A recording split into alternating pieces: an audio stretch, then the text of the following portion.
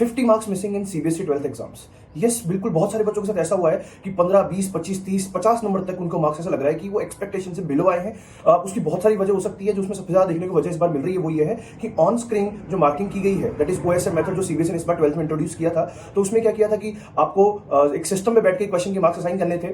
हर step के marks आपको half marks, 1 marks जैसा भी देना था, एक प्रोसेस बनाया था। थॉट प्रोसेस अच्छा हो सकता है, लेकिन उसके जो इंप्लीमेंटेशन है उसमें कहीं ना कहीं बहुत सारे फ्लॉज देखने को मिले हैं कि जैसे कई बार क्वेश्चन जो पेपर है, जो कॉपी है जो चेक होने के लिए आई, वो एक अच्छे से स्कैन होकर नहीं आई। जब क्वेश्चन कॉपी जो आई है आपके पास, आंसर कॉपी, वही एक ब्लड फॉर्म के अंदर है, तो आप कैसे टीचर उसके अंदर मार्क्स अच्छे से दे पाएगा?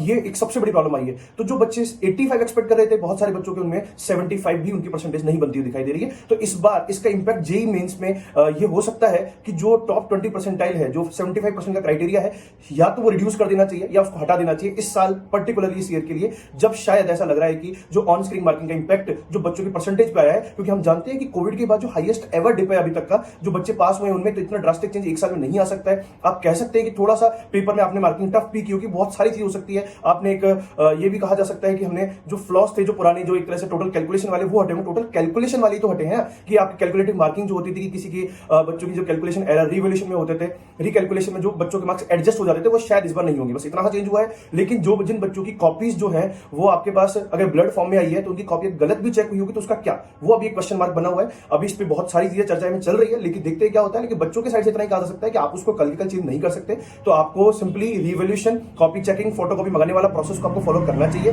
ताकि जितना बेस्ट हम कर सके हमें करना है। ठीक है। और जो बच्चे अगर 75 के बिलो हैं, या तो एक्सपेक्ट करें कि जो जेईई मेंस है उसको हटा दे, नहीं तो फिर हमें इंप्रूवमेंट के लिए देखना पड़ेगा।